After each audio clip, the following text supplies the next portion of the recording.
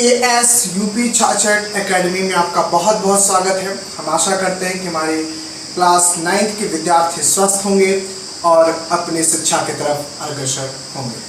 हम लोकतांत्रिक राजनीति का एक पढ़ रहे थे, यानी सामाजिक विज्ञान का लोकतांत्रिक राजनीति या फिर राजनीतिक विज्ञान के नाम से विख्यात सबसे आपकी मनपसंद आपकी किताब का प्रथम चैप्टर लोकतंत्र क्या और क्यों पर हम चर्चा कर रहे हैं। ये आपके एनसीईआरटी बुक के 2026 और 27 बोर्ड एग्जाम के लिए जो चैप्टर हम पढ़ रहे थे कि लोकतंत्र क्या है और क्यों है, जो आपका अध्याय या फिर चैप्टर आप कह लीजिए कि चैप्टर पहला है, उस पर हम चर्चा कर रहे हैं। इसके पहले वीडियो में हमने लोकतंत्र क्या है और क्यों, इसके परिचय, इसकी विशेषताएं, प्रमुख फैसले निर्वाचित नेताओं के हाथ में, जिसमें पाकिस्तान, चीन, म्यांमार जैसे कई देशों के हमने उदाहरण से इसको समझा। इसके बाद हमने स्वतंत्र और निष्पक्ष चुनावी मुकाबला जैसे टॉपिक को पार्ट 1 में हमने कवर किया है, वीडियो नंबर पार्ट 1 में हमने कवर किया है। इसके बाद एक व्यक्ति और एक वोट का क्या मूल्य है, लोकतांत्रिक देशों में या लोकतांत्रिक सरकारों में एक व्यक्ति और एक वोट का क्या मूल्य है, कानून का राज और अधिकारों का आदर जैसे हमने टॉपिक को कवर किया है। अगर आपने वीडियो के पार्ट्स नहीं देखे हैं तो अभी आप जाइए हमारे चैनल के डिस्क्रिप्शन में और जाकर आप इन टॉपिक्स को देख सकते हैं। हम आज के इस वीडियो में पार्ट 3 में हम जिन टॉपिक को पढ़ेंगे वो 3 टॉपिक हैं। वीडियो पार्ट 2 में जब आप जाएंगे तो लोकतंत्र का सारांश तक भी आपको मिलता है। ये सारे टॉपिक्स आपके एनसीईआरटी बुक में शामिल हैं। एनसीईआरटी बुक में आपके क्या है, शामिल है। आपके एनसीईआरटी बुक में ये टॉपिक्स देखने को मिले हैं।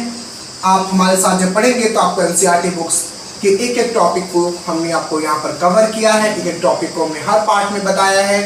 आप जब हमारे साथ पढ़ेंगे तो आपको समझ में आएगा। यदि आपको कोई वर्ड या फिर कोई पैराग्राफ आपको नहीं समझ में आ रहा है तो आप कमेंट में ज़रूर लिखिएगा, आप वर्ड का मतलब या फिर आप जो भी पैराग्राफ के बारे में जानना चाहते हो या जो आपको समझ में नहीं आ रहा हो। हम इन वीडियो के पार्ट में 3 को कवर करेंगे। सबसे पहला जो कवर करेंगे वो है लोकतंत्र के खिलाफ कौन कौन सी तर्कें हैं और लोकतंत्र के पक्ष में से कौन कौन से तर्कें हैं जो लोकतंत्र की विशेषता को बताती हैं, और लोकतंत्र के खिलाफ ऐसी कौन कौन सी तर्कें हैं जो लोकतंत्र सरकार को बेहतर नहीं बताती हैं। इसके बाद हम लोकतंत्र पर विस्तृत अर्थ को समझेंगे। तो चलिए फटाफट शुरू करते हैं आपका ये वीडियो के चैप्टर्स टॉपिक।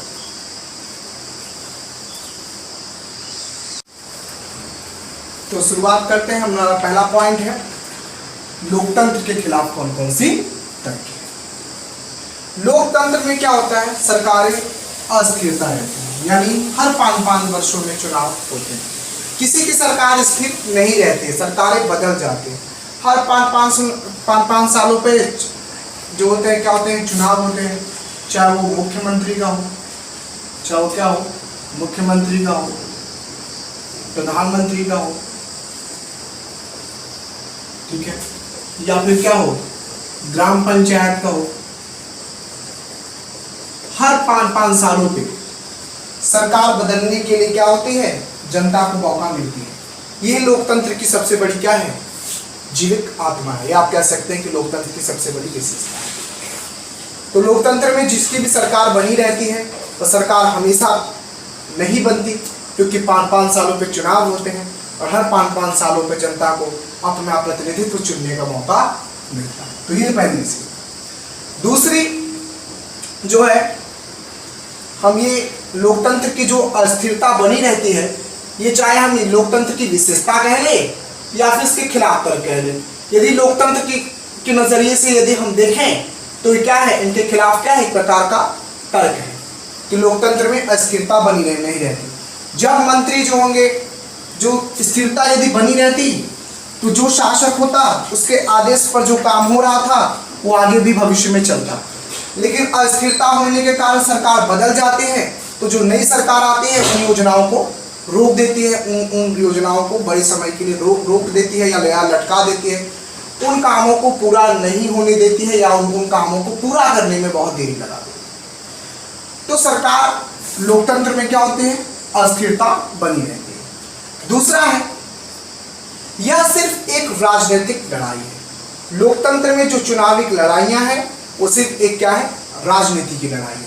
इसमें ना किसी की भावना का कदर है, ना किसी जनता की भावना का कदर है, ना ही नैतिकता का कोई मोल है। मैं यहाँ पर किसी सरकार को लेकर नहीं कह रहा हूँ, लेकिन मैं सिर्फ इतना कह रहा हूँ कि जो लड़ाई है लोकतंत्र में, जो चुनाव की लड़ाई है वो सिर्फ एक क्या है, राजनीतिक लड़ाई है। एक दूसरे पर आरोप लगाना, एक दूसरे को झूठा बताना, सिर्फ क्या है, राजनीतिक लड़ाई है। इसमें किसी की भावनाओं का या नैतिकता का मतलब है क्या सही है और क्या गलत है, कौन झूठा है कौन सच्चा, इसका पता नहीं चलता, तो ये नैतिकता है। यहाँ पर नैतिकता का कोई मोल नहीं है। इसके बाद है तीसरा, इसमें बहस होती है और समस्याएं होती हैं। लोकतंत्र में क्या होती है, बहस होती है और क्या होते हैं, समस्याएं होती हैं। जिसमें निर्णय लेने में क्या होती है, समस्याएं होती हैं या फिर देरी होती है। लोकतंत्र में पक्ष और विपक्ष दोनों क्या करते हैं, आपस में क्या करते हैं, बहस करते हैं। उस बहस के कारण कभी कभी बहस हंगामा इतना बढ़ जाता है कि जो लोग विधानसभा या फिर लोकसभा के जो माननीय जो स्पीकर महोदय हैं उनको क्या करना होता है, लोकसभा या विधानसभा जो भी सभा चलती है नेताओं की, हमारे देश में तो दो ही है, लोकसभा और विधानसभा। तो यदि लोकसभा में यदि बहस हो रही है और बहस से हंगामा बढ़ गया तो लोकसभा माननीय स्पीकर को, लोकसभा को क्या करना पड़ेगा, लोकसभा की कार्रवाई को निरस्त करना पड़ेगा। या विधानसभा में वही हाल है, यदि विधानसभा के विधायक बहुत ज़्यादा हंगामा करते हैं, कोई योजना या किसी मंत्री को नहीं बोलने देते हैं, जनता के मुद्दों को नहीं उठाने देते हैं, बहस होती है, राजनीतिक लड़ाई जब वहाँ पर हिंसा का रूप लेने लगती है या फिर आपस में जब झगड़े होने लगते हैं, बहस होने लगती है, तो इसके कारण क्या होता है, विधानसभा के माननीय स्पीकर को क्या करना पड़ता है, उस सदन की कार्रवाई को, विधानसभा के माननीय स्पीकर को क्या करना पड़ता है, विधानसभा की कार्रवाई को निरस्त करना पड़ता है। तो विधानसभा में या लोकसभा की बात करें, जहाँ पर नेताओं के बीच आपस में बहस होती है, वहाँ क्या होते हैं, समस्याएं हो जाती हैं, समस्याएं पैदा हो जाती हैं, जिससे निर्णय लेने में क्या होती है, देरी होती है और क्या होता है, समस्याएं विकराल रूप ले लेती है। चौथा है भ्रष्टाचार। लोकतंत्र में भ्रष्टाचार और समस्याओं की अनदेखी का भी क्या होता है, भ्रष्टाचार और अनदेखी का क्या होता है, यहाँ पर संभावना बनी रहती है। यहाँ पर संभावना जो है वो बनी रहती है। तो भ्रष्टाचार और जनता की समस्याओं का अनदेखी की संभावना भी बनी रहती है। यदि इस पर कुछ नेता और कुछ भ्रष्टाचारी नेता तो उसको क्या करते हैं, नज़रअंदाज भी कर देते हैं।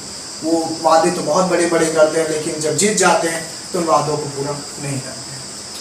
पांचवा की बात करें तो आम व्यक्ति को निर्णय लेने में लोकतंत्र की सरकारों में या लोकतांत्रिक देशों में एक आम व्यक्ति को निर्णय लेने में समस्याएं होती है कभी कभी कि क्या उचित है, क्या अनुचित है, क्या गलत है और क्या सही है। न्यायिक मामले की सुनवाई में भी देरी होती है।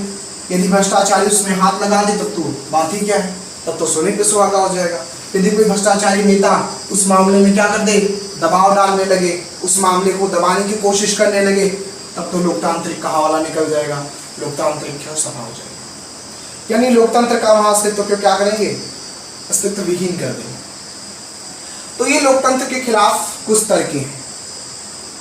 हमारे एनसीईआरटी की किताब कहती है कि क्या हम इस पर विचार कर सकते हैं कि क्या अंग्रेजों की सरकार को वापस लाया जाए, तो कुछ लोग का कहना है कि बिल्कुल नहीं। लोकतंत्र एक बेहतर है, लोकतंत्र सरकार क्या है, सबसे बेहतर सरकार है। यदि लोकतंत्र की महत्वता को समझकर इस पर काम किया जाए तो ये सबसे बेहतर सरकार है। लोकतंत्र के जब हम पक्ष में जब तर्क को जब हम कवर करेंगे इस पॉइंट के बाद, तब हम वहाँ पर समझेंगे कि किस तरीके से लोकतंत्र की क्या महत्वता है। लोकतंत्र में पक्ष और विपक्ष दोनों होते हैं। क्या होते हैं, पक्ष भी होते हैं, क्या होते हैं, पक्ष भी होते हैं और विपक्ष भी होते हैं। यदि पक्ष कोई गलती करता है तो विपक्ष उसको रोकता है, कहता है ऐसा नहीं करना है, और विपक्ष यदि कोई गलती करता है तो पक्ष उसको रोकता है।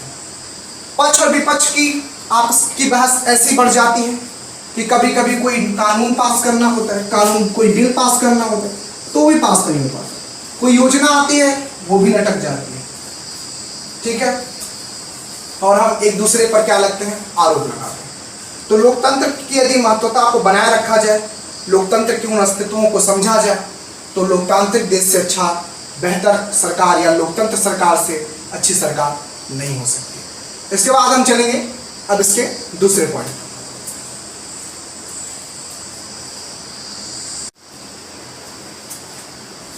चीन में आया 1958 से लेकर 1961 के बीच विश्व का चीन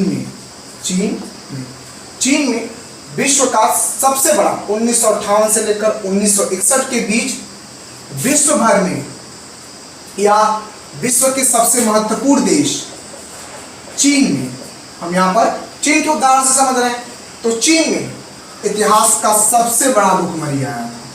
ठीक है, चीन में क्या था, सबसे बड़ा क्या था, भूखमरी आया था। इस भूखमरी में करीब 1,50,00,000 से अधिक लोगों की मृत्यु हुई थी। उन दिनों भारत की स्थिति बहुत अच्छी नहीं थी, परंतु भारत सरकार ने खाद्य सुरक्षा पर काम किया था। जो देश लोकतांत्रिक थे उन देशों में भूखमरी दर क्या थी, बहुत कम थी। क्या थी, बहुत कम थी। हालांकि कुछ अलग अलग देशों में प्लेग या फिर अन्य तरीके की जो संक्रामक बीमारियां थी वो फैली हुई थी। अर्थशास्त्रियों का मानना है कि यदि चीन में बहुदलीय की सरकार होती, यानी यहाँ पर पक्ष और विपक्ष दोनों की सरकार होती, तो ऐसी व्यवस्था होने पर यहाँ पर ये दिन देखने को नहीं मिलता जो चीन 1958 से लेकर 1961 में चीन के लोगों ने या चीन की सरकार ने देखा।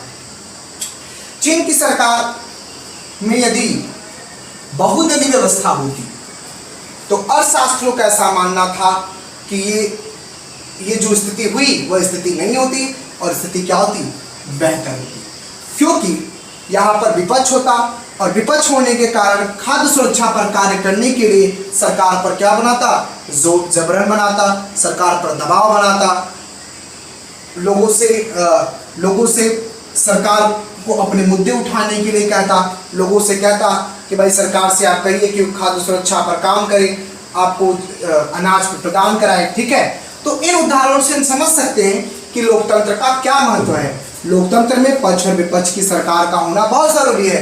लोकतंत्र में यदि एकल सरकार होगी, क्या होगी, एकल दल सरकार होगी, तो लोकतंत्र अस्तित्वहीन हो जाएगा। इसीलिए लोकतंत्र में पक्ष और विपक्ष का होना जरूरी है। इसीलिए लोकतंत्र के पक्ष में तर्क में आपके एनसीईआरटी बुक में ये दिया हुआ है। एनसीईआरटी बुक में क्या हुआ है, दिया हुआ है। हमने एक एक टॉपिक के एनसीईआरटी के एक एक पैराग्राफ को, एक एक लाइन को कवर किया है। हमने इस चैप्टर को 3 पार्टों में डिवाइड किया है, video number part 1, video number part 2 और वीडियो नंबर पार्ट 3। हम ये जो देख रहे हैं ये वीडियो नंबर पार्ट 3 है। इसी के साथ हमारा ये चैप्टर खत्म हो जाएगा। आपने वीडियो पार्ट 1 और वीडियो पार्ट 2 नहीं देखा तो जाकर देखिएगा।